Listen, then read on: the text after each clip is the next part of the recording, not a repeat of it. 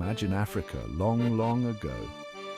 Before Nigeria existed, many different groups of people lived in the area. It was a land of vast savannas, dense forests, and flowing rivers.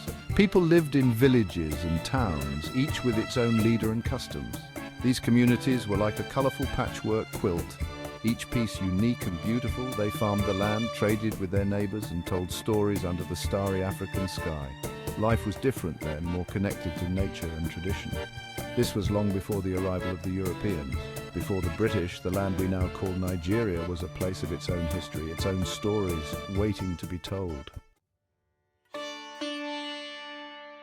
In the south, near the Niger River Delta, lived the Igbo people.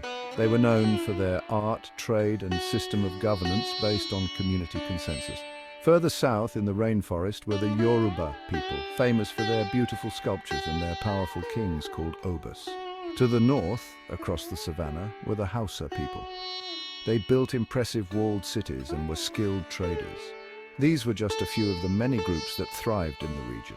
Each had its own language, beliefs, and way of life. Imagine a tapestry woven with threads of many colors, each thread representing a different group. That was pre-colonial Nigeria, a land of incredible diversity. In the late 18th century, a powerful Islamic scholar named Usman Danfodio emerged in the north of what is now Nigeria. He was not just a religious figure, but also a visionary leader who sought to transform society. He preached a return to pure Islamic teachings and criticized the ruling elite for what he saw as their corruption and moral decay. His message was clear. The leaders had strayed from the true path of Islam, and it was time for a change. The time has come to return to the true path. We must rise and reclaim our faith. We must cleanse our society of its impurities and follow the teachings of Islam. Only then can we hope to build a just and righteous community. Danfodio's teachings resonated with many, especially those who were disillusioned with the existing order. His call for reform and justice struck a chord with the masses, and he soon amassed a large following. People from various walks of life joined his movement, united by a common desire for change and a better future. In 1804, he launched a jihad, a holy war against the Hausa kingdoms. This was not just a military campaign, but a spiritual crusade aimed at purifying the land. His forces, fueled by religious zeal and a sense of divine mission, swept across the north, conquering one kingdom after another. The momentum of their advance seemed unstoppable.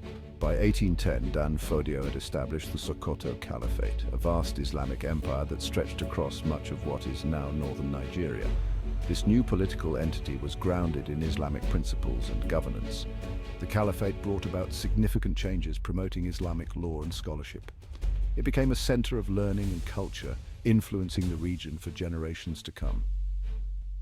The legacy of Usman Danfodio's vision and leadership continues to be felt in Nigeria and beyond.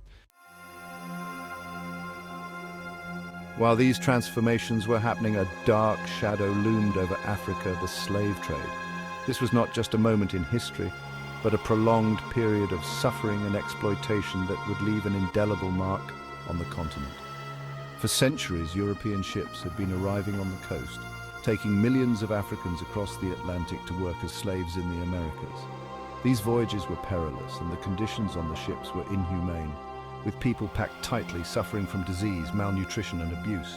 We were torn from our homes, our families, everything we knew. The emotional toll was immense, as we were forced to leave behind our culture, our traditions, and our loved ones. The trauma of these separations would echo through generations. The journey was brutal, and many did not survive. Those who did were often scarred for life, both physically and mentally. The death toll was staggering, with countless lives lost to the horrors of the Middle Passage. This transatlantic slave trade had a devastating effect on the continent, tearing families apart and disrupting societies. Entire communities were destabilized, and the social fabric of many regions was irreparably damaged. But slavery wasn't new to Africa. Long before the transatlantic slave trade, there were systems of servitude and bondage within the continent itself. For centuries, the trans-Saharan slave trade had seen enslaved people marched across the Sahara Desert to North Africa. These journeys were equally harrowing, with many perishing along the way due to the harsh desert conditions. The demand for labor in the New World was insatiable. Plantations required a vast workforce to cultivate crops like sugar, tobacco, and cotton, leading to an unending demand for enslaved labor. We provided the supply, regardless of the human cost. The suffering endured by those captured and transported was immense, with many never seeing their homeland again. The slave trade left a painful legacy on Nigeria, contributing to ethnic tensions and economic instability that would last for generations. The scars of this dark chapter are still visible today, affecting the nation's development and social cohesion. It's a dark chapter in human history, a reminder of the cruelty that can exist when one group seeks to exploit another. The lessons of this period must never be forgotten, as they serve as a stark warning against the dehumanization and exploitation of others. Section 5, The Scramble for Africa, a continent divided. Back in Europe, things were changing fast. New inventions and industries were making European nations powerful. They needed raw materials and new markets for their goods. So they looked to Africa. In the late 19th century, European powers scrambled to claim as much African territory as possible. They drew lines on maps, dividing up the continent without regard for the people who lived there. This was the scramble for Africa. Britain, with its powerful navy and ambitions of empire, set its sights on the Niger River Delta. This region, rich in palm oil and other resources, was strategically important. Section 6. Enter the Lugards, architects of a nation. This chapter delves into the lives and contributions of Frederick and Flora Lugard, two pivotal figures in the history of Nigeria. In 1898, Frederick Lugard, a British soldier and explorer, arrived in what is now Nigeria. His mission was not just one of exploration, but of consolidation, as he was tasked with bringing the diverse regions under British control. He was tasked with consolidating British control over the region. This was no small feat, as the area was home to numerous ethnic groups, each with its own leadership and customs. A few years later, he was joined by his wife, Flora Shaw, a journalist who later became known as Lady Lugard. Flora was not just a supportive spouse, she was an influential figure in her own right. The Lugards were a formidable pair. Together, they navigated the complexities of colonial administration, each bringing their unique skills to the table. Lord Lugard, a shrewd strategist, set about establishing British authority through a system of indirect rule. This system allowed the British to govern through local leaders, thereby reducing the likelihood of rebellion. He often relied on existing local rulers to administer British policies, a strategy designed to minimize resistance. This approach was both practical and cunning, as it leveraged existing power structures to maintain order. Lady Lugard, a gifted writer and advocate for British imperialism, played a key role in shaping public opinion back in Britain. Her writings were influential in garnering support for the British colonial mission. She believed in the civilizing mission of the British Empire, arguing that British rule would bring progress and enlightenment to Africa. Her advocacy was instrumental in justifying the British presence in Nigeria and other parts of Africa. Together, the Lugards left an indelible mark on Nigeria. Their efforts in administration and public relations helped shape the nation's colonial history, for better or worse. Their legacy is a complex tapestry of ambition, strategy, and influence. Section 7, The Birth of Nigeria, 1914 and beyond. In 1914, Lord Lugard, now Governor-General of both northern and southern Nigeria, formally amalgamated the two protectorates. This act officially created the nation of Nigeria, a vast and diverse territory cobbled together under British rule. The amalgamation was a pivotal moment in Nigerian history, but it was not without its critics. Many argued that the North and South were too different to be united. They pointed to the cultural, religious, and economic disparities between the regions. Despite these concerns, Nigeria, under British administration, began to take shape.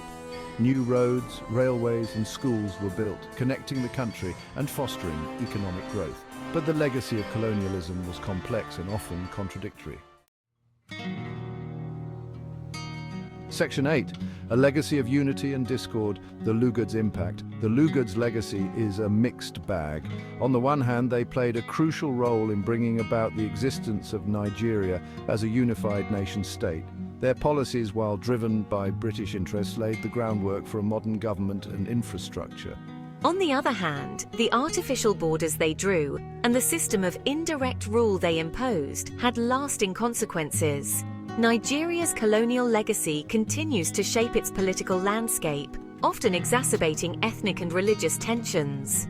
The Lugards story reminds us that history is rarely black and white. It's a tapestry woven with threads of both progress and exploitation, of unity and division. Understanding their role is essential to understanding the complexities of modern-day Nigeria. Section 9. Conclusion. Nigeria's story continues. From the ancient kingdoms and the spread of Islam to the horrors of the slave trade and the imposition of colonial rule, Nigeria's journey has been long and eventful. Lord and Lady Lugard, though British, are now part of that story. Their actions, driven by the forces of their time, helped shape the destiny of Africa's most populous nation. But Nigeria's story didn't end with independence in 1960. It continues to be written every day by the Nigerian people. As you learn more about Nigeria, remember the richness and resilience of its people. Remember the kingdoms, the cultures, and the struggles that have shaped this fascinating nation.